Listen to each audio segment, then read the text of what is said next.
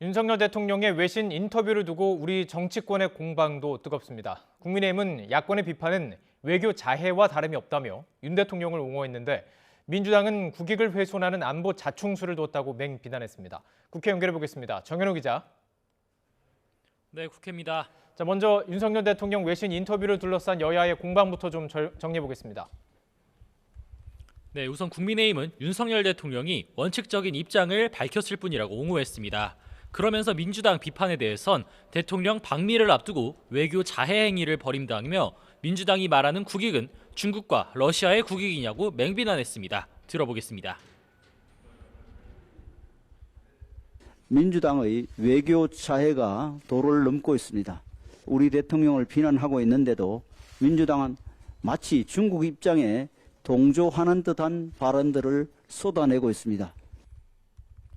반면 민주당에선 이재명 대표가 기자회견을 열고 우크라이나 무기 지원 가능성 발언에 대해 윤 대통령이 사과해야 한다고 압박했습니다.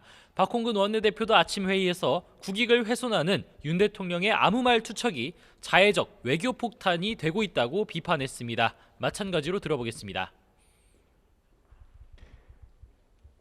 국민의 생명과 안전 보장이라는 국가의 기본 책무를 포기한 것과 같습니다.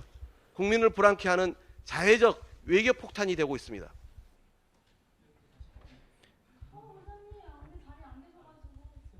네, 다음 주제도 다뤄보죠. 전세 사기 대책을 마련하기 위해서 여야 3당 회동도 있었죠.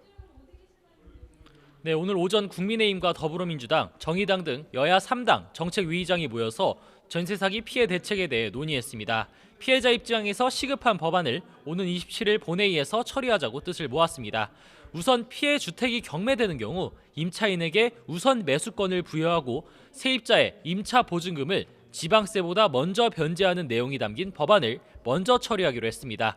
회동 결과 브리핑도 들어보겠습니다.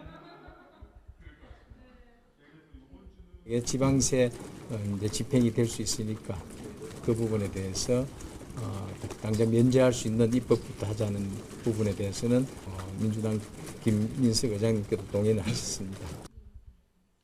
다만 정부나 기관이 피해 매물을 매입해 피해자 주거 안정을 보장하는 공공매입 특별법을 두곤 견해차를 좁히지 못했습니다. 법안을 추진 중인 민주당과 정의당은 협의를 거쳐 본회의에서 통과시키겠다는 의지를 드러냈습니다. 야당 측 반응도 들어보시죠. 보증금 반환, 채권 매입을 포함한 법들이 이미 나가 있고요. 이미 나가 있는 법과 함께 충분히 논의해서 27일 통과를 목표로 보증금 채권에 대한 공공 매입을 통한 공공주택으로의 입주권 보장 등 중요한 실효성 있는 대책이 아직 이견이 있기 때문에 조속히 논의해서. 네, 마지막으로 민주당 상황도 좀 들어보죠. 돈봉투 의혹의 중심에 선 민주당 송영길 전 대표. 파리 기자회견이 내일인데 당내에서는 조기 귀국을 압박하는 목소리가 이어지고 있죠.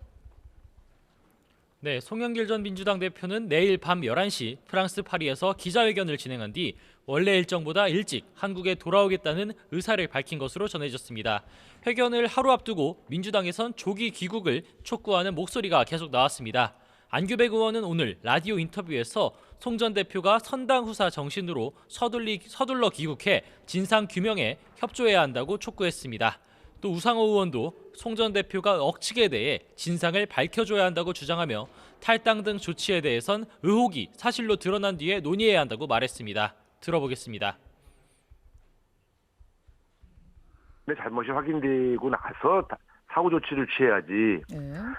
언론에 노출돼서 막 이렇게 혐의가 큰 소리가 난다고 그래서 다 무조건 나가라 하는 것은 정당이 해야 할 태도는 아닙니다.